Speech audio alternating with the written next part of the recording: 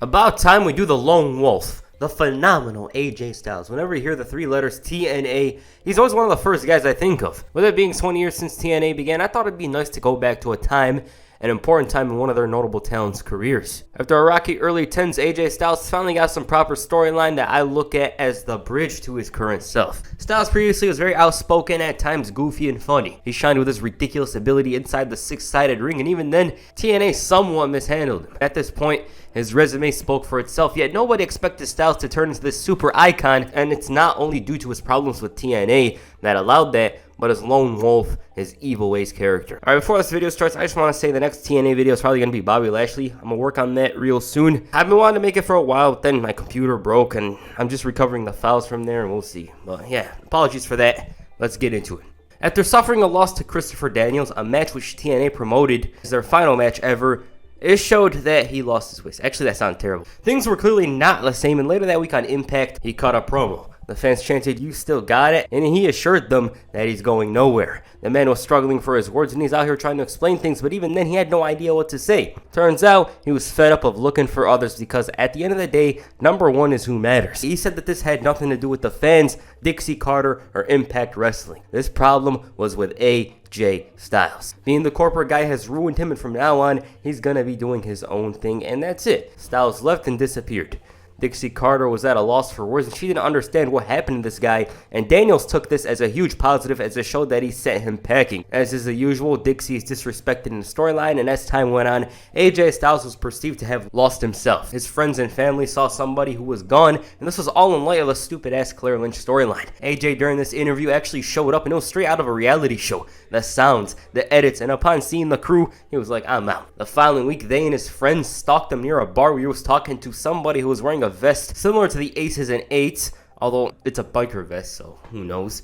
And the wait for Styles' arrival was not for long, as on the March 14th, 2013 episode of Impact, Styles was here. After Christie introduced him, Kaz and Daniels decided to come out instead, generating heat from the crowd, and after a little drama, Styles finally came out. No music, none of that, which is somewhat unfortunate, and he sent Daniels running. Styles' look was extremely different from the look in his eyes to his appearance. Then he decided to drop Cowboy James Storm, much to the confusion of the commentary. They didn't understand who this man was. He lacked confidence and had no interest in competing.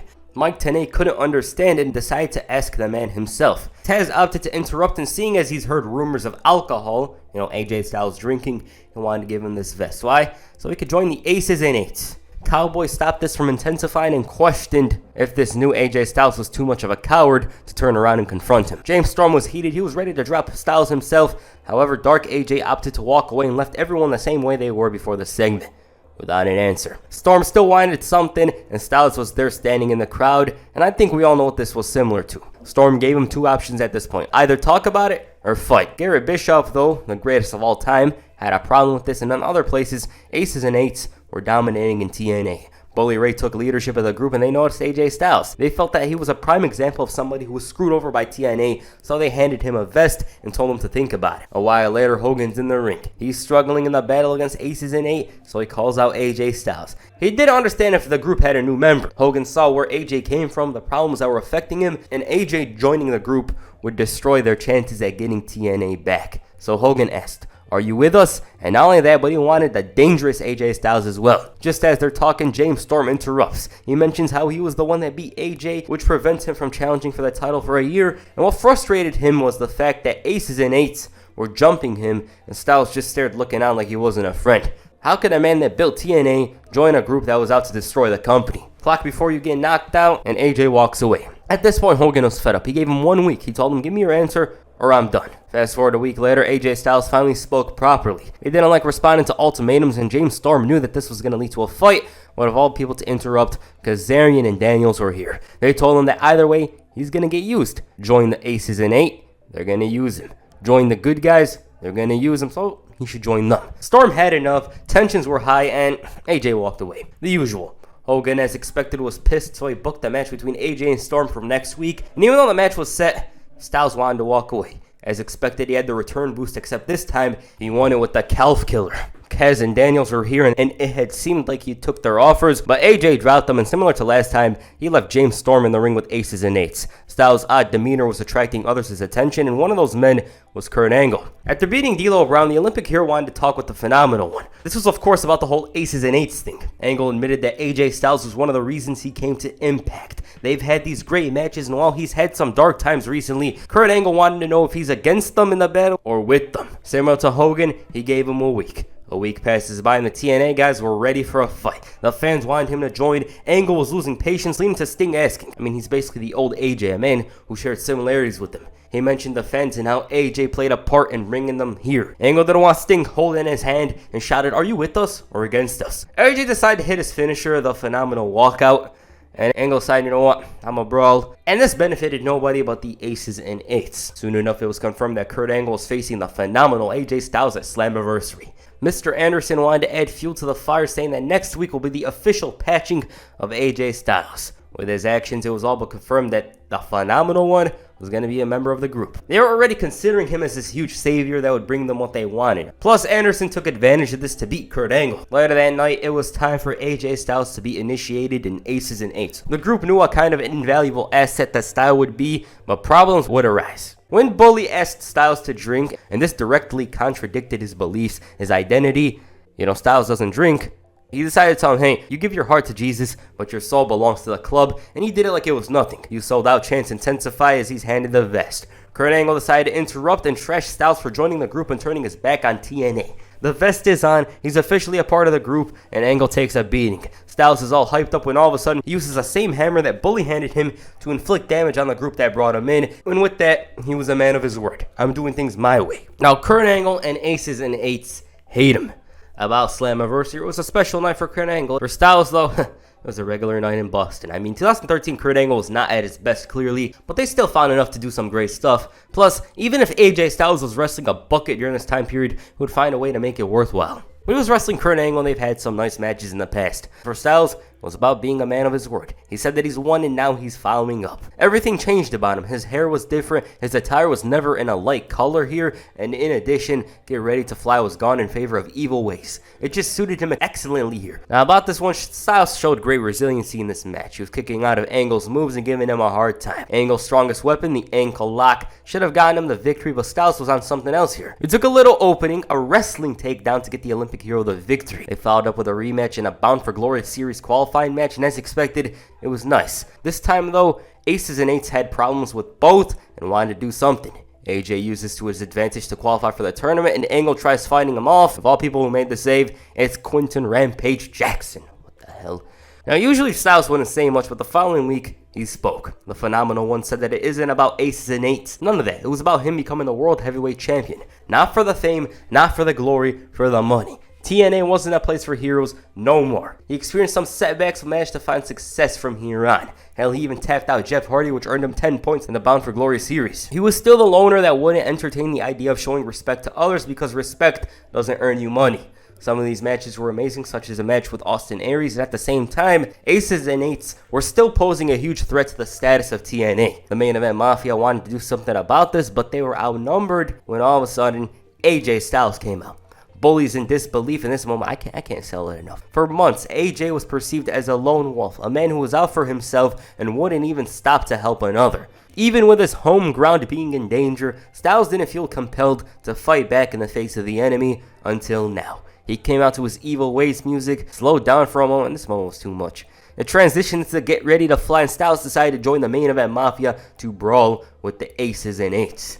Truly an electric moment. In storyline, this was a huge risk because wrestling in this match means somebody from the losing side, the man who would be pinned, would be gone.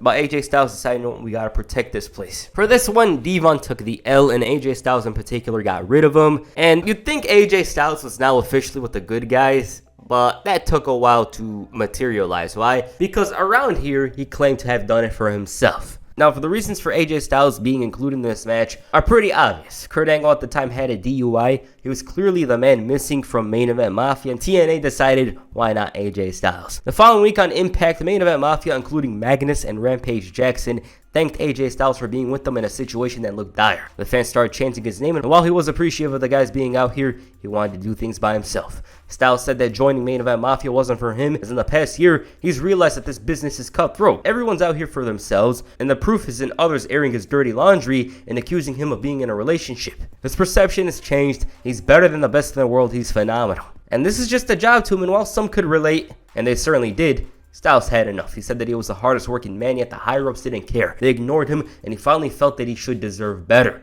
He told Dixie that he deserved better, and he was like, oh, I did all this for 11 years and for nothing. Also, she could bring in some next big star that goes nowhere. Styles was so frustrated that he wished she would fire him, but here he remained. Why? Because he needed to take care of his family. The thing is, AJ claimed that he loved being the reliable guy. He said that he loved being the man that could send the fans home happy, and he personally believed that he could still be that man. You know, Styles was like, hey, I can be that Mr. Reliable guy because I gotta provide for my family.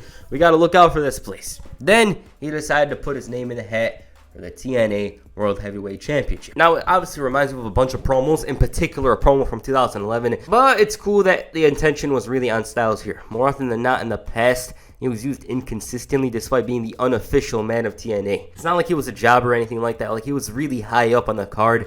It's just they really didn't place him as the top guy in the company. Now he was going to carry the company in spite of everything they've done to him. He gained form at the best time as he was racking up points in the Bound for Glory series, and being the winner meant he would get to choose his opponent in the semi-final. Despite losing, and when I mean losing, it was very close, AJ Styles wanted redemption, so he faced Austin Aries. Unlike Aries' victory though, this was emphatic, and so let's set up a final match with Magnus in the main event. The winner goes on to face the TNA World Heavyweight Champion at Bound for Glory. Magnus was a tough challenge, but Styles was determined to right last year's wrong, and after the match he said that he was a man of his word. He acknowledged that he couldn't do it without the fans. However, there's one person who didn't care about him: Dixie Carter. Styles wanted her to show up at Impact next week so he could display the biggest mistake he possibly could. Yeah, this is when it kicked up a notch. AJ Styles was no longer in the dark. He was always staring around like an NPC and would only strike when somebody would try to do something. He was selfish. He was only out for himself. But here, he was very vocal. He was very different, you know. He was actually accepting of the fans from here on. After making his entrance, Styles trashed Dixie for ruining TNA. Her daddy bought her a wrestling company and the X Division stars disappeared. Soon the MMA guys and the others who wanted a 2-year paid vacation came here. Guys such as Alex Shelley, Jay Lethal, Petey Williams are gone because of her, and Styles admitted that he didn't have a contract and claimed that nobody had any respect for Dixie Carter. At the same time, Styles did agree on a short-term extension, but the negotiations between both parties were still ongoing. Dixie came out and believed that Styles truly meant everything he said, and she apologized for allowing him to think that he was important in this company, and she should have told him that earlier on. Oh man. She called him a loser and said that he's been subpar recently, and that AJ Styles of old is gone. Without her daddy's paycheck, he'd still be in a trailer park, and if anything, this is the house that Dixie Carter built. He told her to put that microphone where it belongs before she cut off his mic, and budget Summer of Punk was wilding, or as we should call it, the autumn of AJ Styles. It was clear that the story was inspired by it, and because of this, it lacked that special spark, you know. It felt a bit forced for me. There was a lot of elements there, you know. AJ Styles' contract was expiring and whatnot, but it just didn't feel too natural as the Summer of Punk did originally. Hulk Hogan felt that things went too far. He wanted to fix things in order to bring Styles and Dixie closer, and he handed him his new contract. This was more than enough for him, and Styles was officially back with TNA. At least that's what it seemed like, because Dixie Carter was here. She ended up ripping the contract, and AJ called this the biggest mistake of her career, so she kicked him out of the ring. She went out to cut this horrendous promo, as is most of her promos from around here. But let's not talk about that. Now, AJ was more than appreciative of Hulk Hogan trying to fix things. Dixie Carter got involved, but for the first time in a while, he spoke about something else. He spoke about Bully Ray, as his focus was on the TNA World Heavyweight Championship. He said that October 20th, it was put up or shut up, and he's all in. Styles was more than hungry to get back the coveted gold, and Bully Ray heard enough of this and focused on the hope statement. Why? Because according to him, if someone hopes to win, they're not championship material, and in this case, Bully attributes that to Dixie living rent-free in Styles' head. The champion was more than confident. His resume speaks for itself. In fact, he's beaten Styles in the past, but the one thing he wanted was to take him away from the fans. He was tired of hearing the fans around the country chant for AJ. They did just that, and Bully promised that after October 20th, they're not going to be chanting that no more. Once AJ got to speak, he said that he saw similarities in Bully with Dixie Carter. Problem is, the champion took it as a compliment. He said that they're millionaires. She's successful. he's champion, he went on how Styles, his wife, or his 3 miserable kids are nobodies. The challenger felt that Bully should focus on his match tonight, and what he was referring to was his match with Samoa Joe, which confused the champion. Styles ended up getting kicked out of the arena by Dixie, but by night's end, it was back to attack Bully, much to the frustration of the TNA owner. Oh, hell no. For Styles, he saw Bound for Glory as not only a huge opportunity to capture the title he once held, but an opportunity to gain leverage, as being the champion means Dixie has to give in to his demands. However, Dixie ended up handing Styles a check and mentioned the possibilities. The thing is, Styles was different now. He was reformed and said that the check could buy anything except him. AJ's momentum seemed almost unstoppable, but after Bully Ray placed him in a handicap match, the champion used this to his advantage. Even then, Dixie was so worried over Styles that she basically set out a hit on him. She decided, I'm gonna put out $50,000, $50K, because TNA was of course cheap or struggling at the time, and in addition, you get the title shot at Bound for Glory if you take out AJ Styles. Styles knew what was about to come and fought off anybody that came his way. Hell, this man was so unfazed, so fearless that he came onto the ring. He knew that deep down inside, Dixie saw him winning the title, and with that, he was gonna make her pay. Of course, Nux and Garrett Bischoff thought it was best to attack now. However, he had some help. Of course, Styles would get attacked later, but he still made it to the contract signing at the end of the night. Bully was anything but hesitant to sign the contract because he wanted to show the redneck what's up. Bully went on about hard times and promised to put Styles on hard times. Why? Because when he sends Styles home without a title, without a contract, he's going to enter his redneck trailer park home, and hell, he wouldn't be shocked if his family wasn't waiting for him. Damn. Bully called himself the Darth Vader of professional wrestling, and while all of this seemed to have faced Styles, clearly wasn't the case after he spoke. He said that he saw right through all of this and called him a big dumb. Styles said that he has everything to lose and everything to gain. Winning was a must. He gets to take away the title that means so much to Bully, and Bound for Glory is going to see the most desperate man he's ever faced. Styles signs, and the match is official. However, Bully refused to put his title on the line. Why? Because he was going to cash in on the $50K now. This attack went to Florida, and Styles threw the cash. With that said, if you overlook the fact that this was a cheap Summer of Punk story, it's cool. It's nice that AJ Styles was the absolute forefront in TNA. He was the main character now, no doubts about it, the leading man, and that's what's best. About this one, it was decent. No DQ rules. With the way the story was going, it was clear who needed to win here. In the storyline, AJ Styles went through hell. Even when things were going his way, ref drama was there. Dixie Carter, his biggest hater, was at ringside, and the move that gave him so much success, the spiral tap, brought him the victory here. Dixie was enraged. Title was probably going away, and she decided, you know what, I'm going to do a 180. So Dixie decided to welcome AJ Styles to Impact. She claimed that this was all about motivating AJ and wanted credit for bringing him out of the slump. Hell, she was ready to pay him. Dixie said that she brought him a private dressing room with champagne,